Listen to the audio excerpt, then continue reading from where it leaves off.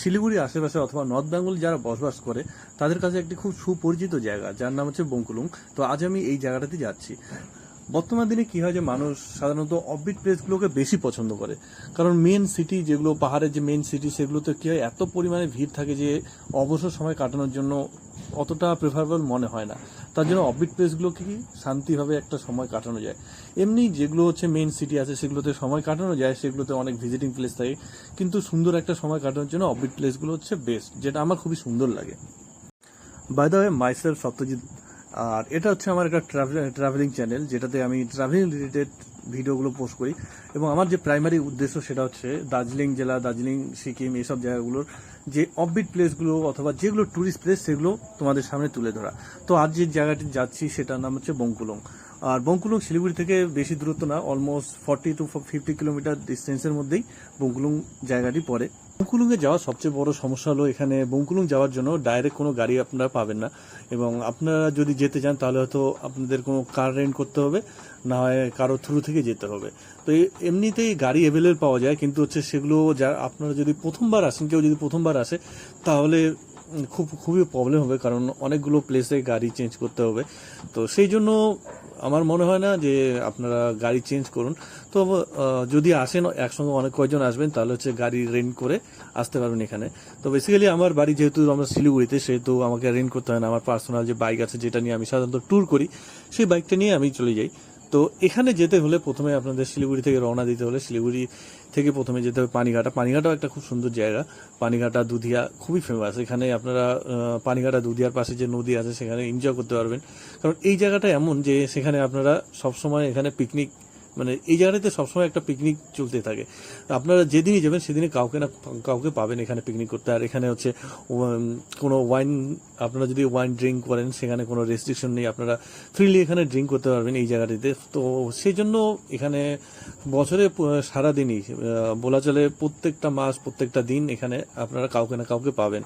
আর এখানে আশেপাশে অনেক রিসোর্ট আছে, দুধিয়া, পানিঘাটা, এসব।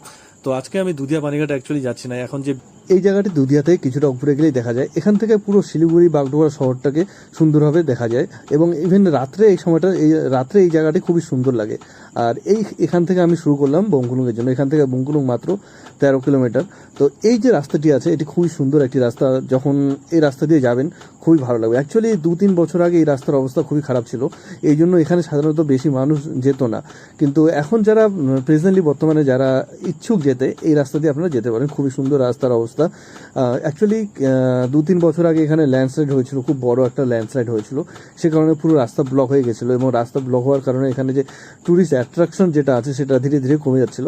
কিন্তু বর্তমান দিনে এখন রাস্তার অবস্থা খুবই সুন্দর, এবং এখন পর্যন্ত আমার রাস্তা খুবই ভালো যাচ্ছে। তো আগে কীরকম রাস্তা পাওয়া যাবে সেটা গেলেই বোঝা যাবে। একটা কথায় বলে না, ডেস্টিনেশনে যাওয়ার থেকে যাওয়ার যে মুহূর্ত, যাওয়ার যে রাস্তা, যাওয়ার যে পথ, সেই সময়টা কাটানো সেটাই হচ্ছে অনেক গুরুত্বপূর্ণ। তো সেটাই অনেক মজার। তো এই যে রাস্তা দিয়ে যাচ্ছি এটা সত্যি একটি খুবই সুন্দর, আমাকে ফিল করাচ্ছে। অ্যাকচুয়ালি এই রাস্তাতে আপনি যদি কখনো একা আসেন তাহলে একটু ভয় ভয় মনে হবে, কারণ আমি নিজে যখন যাচ্ছি আমাকে নিজেই একটু ভয় ভয় লাগছে। তো এখন মোটামুটি 4:30 বাজে। তো আমি অ্যাকচুয়ালি আমার বাড়ি যেহেতু শিলিগুড়িতে, আমি লেট করেই বেরিয়েছিলাম যে একটু ঠান্ডা ঠান্ডা হোক তখন আমি বেরোবো, যেহেতু এখন বৃষ্টির সিজন। তো শিলিগুড়িতে বৃষ্টি ছিল না, কিন্তু যখনই পানিঘাটা ঢুকলাম, পানিঘাটা ঢোকার পর থেকে হালকা হালকা বৃষ্টি শুরু হয়েছিল। তারপরে মাঝখানে একবার অনেক বৃষ্টি হয়েছিল, তো সেই কারণে আমাকে সেই জন্য একটা দোকানে আমার কিছুক্ষণ আশ্রয় নিতে হয়েছিল। তারপর বেরিয়ে পড়েছিলাম। যেতে যেতে এই জায়গাটিতে থামলাম। এখানে একটা সুন্দর নদী আছে, এবং নদীর সামনে দিক দিয়ে পুরো ফরেস্ট দিয়ে ঘেরানো আছে, ভালো লাগছে জায়গাটা। তো এই যেতে যেতে যে এই মুহূর্ত, এই সময়গুলো, সেটাই হচ্ছে অনেক সুন্দর একটা মুহূর্ত। কত সুন্দর জঙ্গল, কত সুন্দর ফরেস্টের মাঝখান দিয়ে একা সুন্দরভাবে যাওয়া, একটা অসাধারণ একটা এক্সপিরিয়েন্স। চলতে চলতে ফাইনালি পৌঁছে গেলাম বঙ্কুলুং যে বস্তি। অ্যাকচুয়ালি এটা একটা বস্তি, ছোট্ট একটা ভিলেজ। তো এই ভিলেজে আমি পৌঁছে গেলাম। এখানে আশেপাশে অনেকগুলো হোমস্টে আছে, যেখানে থাকারও ব্যবস্থা আছে, খাওয়ারও ব্যবস্থা আছে। তো যদি আপনারা আসেন তাহলে এখানে স্টে করতে পারবেন। অ্যাকচুয়ালি আমি এখানে স্টে করবো না আজকে, যেহেতু তো আমি রিটার্ন করে যাবো এখানে। অ্যাকচুয়ালি এখানে একটা ব্রিজ আছে, যেটা বঙ্কুলুং ব্রিজ, খুবই সুন্দর একটি ব্রিজ। তো সেই ব্রিজে যাব, কিছু সময় কাটাবো। তো এখানে যদি এখানে যেসব হোমস্টেগুলো আছে সেখানে আপনারা আসতে পারেন, যেগুলো হচ্ছে 1000 থেকে 2000, 3000-এর মধ্যে আপনারা পেয়ে যাবেন। এটা একটা হ্যাঙ্গিং ব্রিজ, যেটা বঙ্কুলুং বস্তি পার হয়ে কিছুটা আগেই। তো তো এখান থেকে যে নদী আছে সেটা অনেক নিচে নদীটা, তো এই নদীর অনেক উপরে এই ব্রিজটা ঝুলে আছে।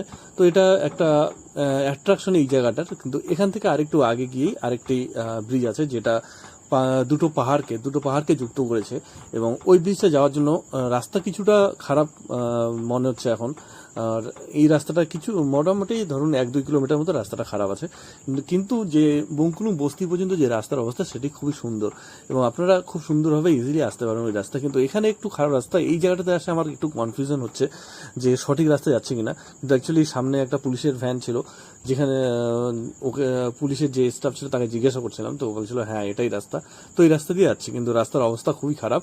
এই রাস্তা আমি জিজ্ঞাসা করছিলাম তাকে যে কত দূর যেতে হবে, বলে উনি বলেছিলেন যে 1-2 কিলোমিটার মতো রাস্তা একটু খারাপ আছে, তারপরে চলে আসবে।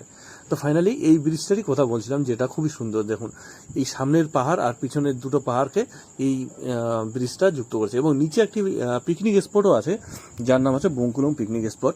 তো এখানে সাধারণত জানুয়ারি মাসের দিকে প্রচণ্ড ভিড় হয়, এখানে আসতে পারেন। তো এই ব্রিজের মধ্যে কিছুটা সময় আমি স্পেন্ড করবো। আর এখানে যে হাওয়া চলছে খুবই সুন্দর লাগছে, একদম ঠান্ডা এক হাওয়া। কিন্তু একটা সমস্যা হচ্ছে যে আকাশে ধীরে ধীরে মেঘ লাগছে, তো হয়তো বৃষ্টি হতে পারে। তো দেখি কতক্ষণ থাকা যায়। তো কিছুক্ষণ সময় স্পেন্ড করার পর এখান থেকে আমি যদিও বেরিয়ে যাব। ব্রিজের নিচে রিভার সাইডে অনেকগুলি রেস্টুরেন্ট ছিল, কিন্তু এখন যেহেতু বর্ষার সময় সেই রেস্টুরেন্টগুলো উঠে গেছে, কারণ বর্ষার জলে এটি পুরো ডুবে যায়, অনেক সময় বন্যাও হয়। তো সেই কারণে গভর্নমেন্টের থ্রু থেকে এই যে নিচের যে রেস্টুরেন্টগুলো সেগুলোকে আপাতত তুলে দিয়েছে, এবং এখানে স্নান করানো রেস্ট্রিকশন আছে বর্তমানে। কেউ এখানে গিয়ে যদি ইচ্ছে করে যে স্নান করতে চাই, তাহলে এখন আপাতত স্নান করতে পারবে না, কিন্তু বর্ষা বের হয়ে যাওয়ার পর কেউ যদি ইচ্ছা করে এখানে স্নান করতে পারবে। এবং এখানে অনেকগুলো হোমস্টে আছে, যেগুলো টেম্পোরারি হোমস্টে আছে। ইভেন এখানে অনেক টেন্টও পাওয়া যায় স্টে করার জন্য। তো এখানে আপাতত বর্তমানে বন্ধ আছে, তারপরে ফিউচারে কয়েক মাস পর বর্ষা পেরিয়ে যাওয়ার পর সেটা খুলে যাবে। এখানে থাকতে থাকতে প্রায় অলমোস্ট সন্ধ্যা হয়ে গেছিলো। তো একটা সামনে একটা দোকান ছিল, সেখান থেকে টি খেলাম। টি খেয়ে বেরিয়ে পড়বো, কিন্তু আকাশে পুরো মেঘ জমেছে, তাড়াতাড়ি বের হতে হবে সেই কারণে। তো আপনারা এই জায়গাতে আসতে পারেন, কিন্তু এনজয় করতে পারেন। কিন্তু আপাতত এই যে মানে যে বর্ষার সময়, সেই সময়টাতে না আসাই ভালো। কারণ হচ্ছে রিভার সাইডে আপনারা এনজয় করতে পারবেন না। আপনারা যদি বঙ্কুলুং বস্তিতে গিয়ে স্টে করতে চান, সেখানে গিয়ে স্টে করতে পারবেন, কিন্তু রিভার সাইডে যেতে হলে আপনাকে ওই বর্ষা পার হয়ে বা বর্ষার আগে আপনাকে আসতে হবে।